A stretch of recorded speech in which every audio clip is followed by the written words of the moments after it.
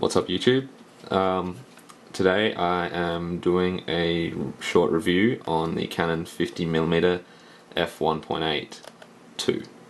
The Canon 50mm 1.8 is a lens made by Canon. It's probably the cheapest lens that Canon makes, if I'm not mistaken. It's cheaper than the kit lens that you get with most of their cameras, the 18 to 55. And this lens is a great little cheap plastic lens. It's small, as you can see, really small. So you can just throw it in your camera bag, or even you can put it in your pocket when you need to. It's great, and it's a great portrait lens. It's 15mm, especially on a cropped body such as the 500D, 550D, 7D, etc. It's actually a really nice portrait lens for taking quick photos. And the good thing about this lens is, of course, if I take the lens cap off, is the large aperture, which is f1.8, which allows you to have a really good depth of field and let more light in. So it's actually really nice low light portrait lens. I use it at night time. I find it very useful for very low lit places to take photos of people, even group shots if I'm further away.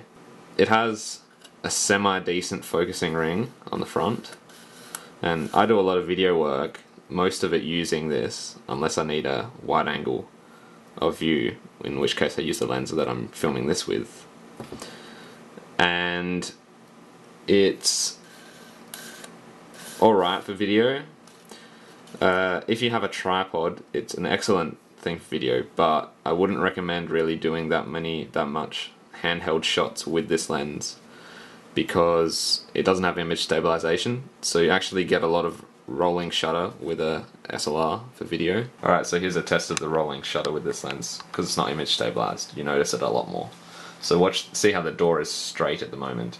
If I go like this, if I start panning, it's going to, skew.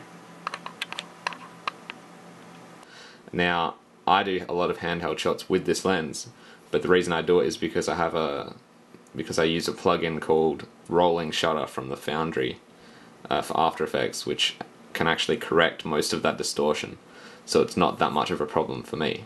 Now for the focusing, the ring is alright, except it's in a really awkward place. It's right at the front of the lens, so if you're focusing, if you want a smooth focus, you're not really going to get it in video.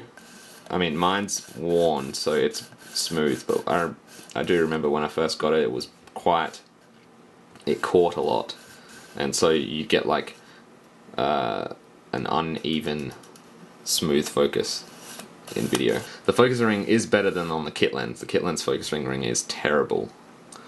But also with this lens, the good thing about this is if you're using a filter like a polarizing filter, circular polarizer, which I do use a lot for my still shots, the front element doesn't rotate when you focus.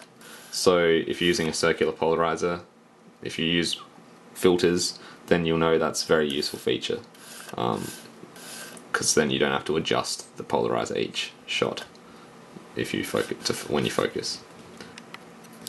Alright, so this is using the lens, and as you can see, it's quite a lot more cropped at 50mm than with my 1855 kit lens.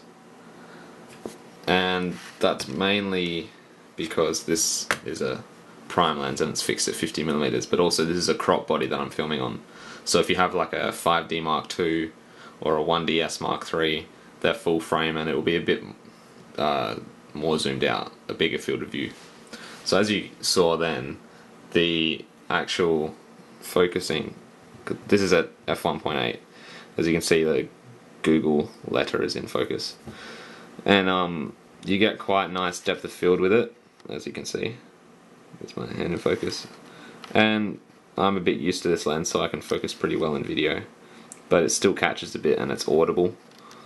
And if you want a lens for autofocus, this lens is not for you, because the autofocus on this lens is not that good. It's worse than the kit lens, pretty much.